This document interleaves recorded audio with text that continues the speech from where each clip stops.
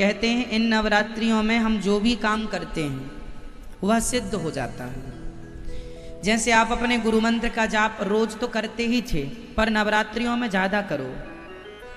नवरात्रियों में की गई पूजा, की गई उपासना, किया गया कुछ भी सिद्ध होता है, चाहे ये नवरात्रि हो या चैत्र की नवरात्रि हो। तो कोई भी अनुष्ठान, कोई भी सिद्धि पाना हो, जैसे कोई सिद्धि प्राप्त करना चाहता है ना, वो नवरात्रियों में अनुष्ठान करता है। नवरात्रियों में किया गया कोई भी अनुष्ठान सिद्धि को देने वाला है। इसलिए जैसे आप अपने गुरु मंत्र का भी जाप करें इन नवरात्रियों में तो आपका मंत्र सिद्ध हो जाएगा। इसलिए अधिक से अधिक जाप करना है, अधिक से अधिक यहाँ वहाँ से मन हटा करके इन 9 दिनों में अपने मन को केंद्रित करके भगवान की अधिक से अधिक आराधना करनी है। और इन 9 दिनों में हमें अपनी बैटरी इतनी चार्ज कर लेनी है पॉजिटिविटी से, भक्ति से, कि 6 महीने तक चल जाए। इसके बाद फिर अगली नवरात्रि में चार्ज हो जाएगी। तो ये कुछ विशेष त्यौहार इसलिए होते हैं कि आपको साल भर समय नहीं मिलता, महीने भर समय नहीं मिलता, तो समय निकाल के इन दिनों में आप कुछ अच्छा कर सकते हैं अपने लिए। ये 9 दिन सिद्धि देने वाले दिन हैं। आप कुछ भी कर लीजिए, कोई भी जो भी आप करते हैं। आप राम जी के भक्त हैं तो राम नाम जप लीजिए, कृष्ण के भक्त हैं कृष्ण नाम जप लीजिए, शिव के भक्त हैं शिव नाम जप लीजिए, माता रानी के भक्त हैं माता रानी का नाम। जो जपेंगे, जो करेंगे, आप रामचरितमानस का पाठ करें या गीता का पाठ करें या अन्य ग्रंथों का पाठ करें, हर चीज सिद्ध होती है।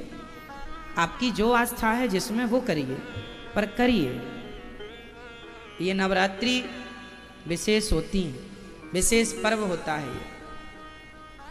इन दिनों में हमें क्या करना चाहिए? अपने घर में हमेशा सुख शांति बनी रहे, इसलिए अपने घर में आज के दिन से एक देसी घी का दीपक जलाना चाहिए।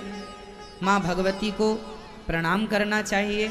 आपके घर में जो माता रानी की तस्वीर है उन्हें नमस्कार करना चाहिए और माँ से प्रार्थना करना चाहिए, हे माँ आप नारायण के संग आकर के सदा इस घर में विराजें। भगवान शिव के संग पार्वती अकेली नहीं, शिव के संग पार्वती आए। लक्ष्मी जी अकेली नहीं, नारायण के संग लक्ष्मी जी आए। हम लोग अकेले की पूजा नहीं करते, युगल उपासना करते हैं। युगल जानते हैं? जोड़ी, सीताराम, राधे श्याम, गौरी शंकर। तो माँ आप युगल विराजिए हमारे यहाँ, सदा के लिए विराजिए। हमें अपना पुत्र मानकर, हमें अपना दास मानकर के विराजिएगा, क्योंकि किसी न किसी रूप में हमें शक्ति की आवश्यकता होती ही है। इसलिए हम सभी को बारंबार आज घर में दीपक जला करके माँ भगवती की आराधना करनी चाहिए। और माँ ऐसी आओ कि फिर कभी ना जाओ। हमारी बुद्धि को आप ही निर्मल करो, हमारी शक्ति को आप ही बढ़ाओ, हमारी वाणी को आप ही मधुर करो। हमारे घर में सुख शांति समृद्धि आप लक्ष्मी बनकर आओ, आप सरस्वती बनकर आओ, आप शक्ति दुर्गा बन करके आओ। दुर्गा मैया के कितने हाथ हैं? कितने? 8। 8 हाथ क्यों हैं दुर्गा मैया के? 4 लोगों को खड़ा कर लीजिए तो 8 हाथ हो जाएंगे।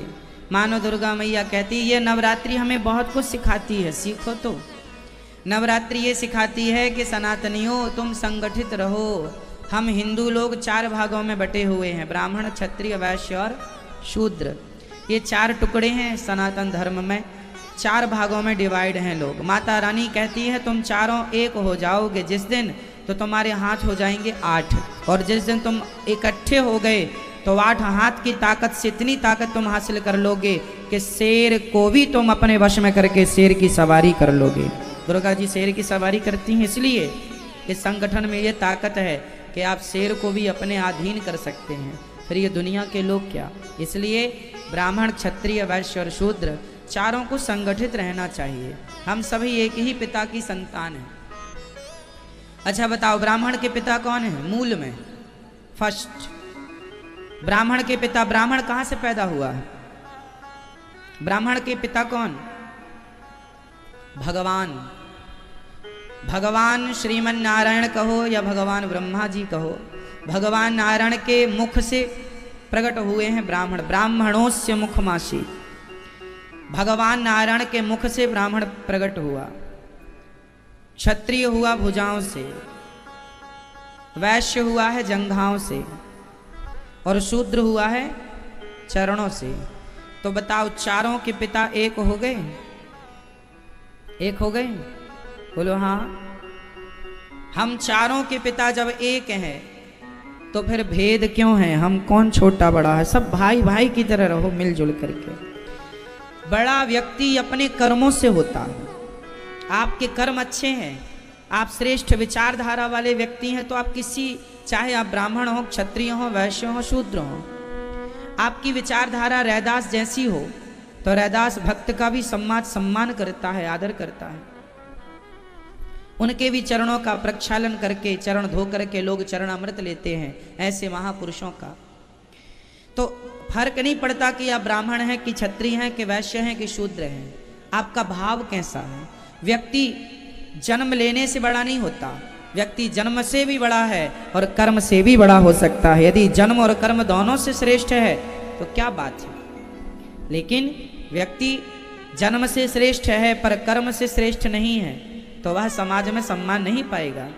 सम्मान वही पाता है जो कर्म से श्रेष्ठ होता है। इसलिए आप किसी भी जात से हैं, कोई फर्क नहीं पड़ता, आपके कर्म श्रेष्ठ होने चाहिए।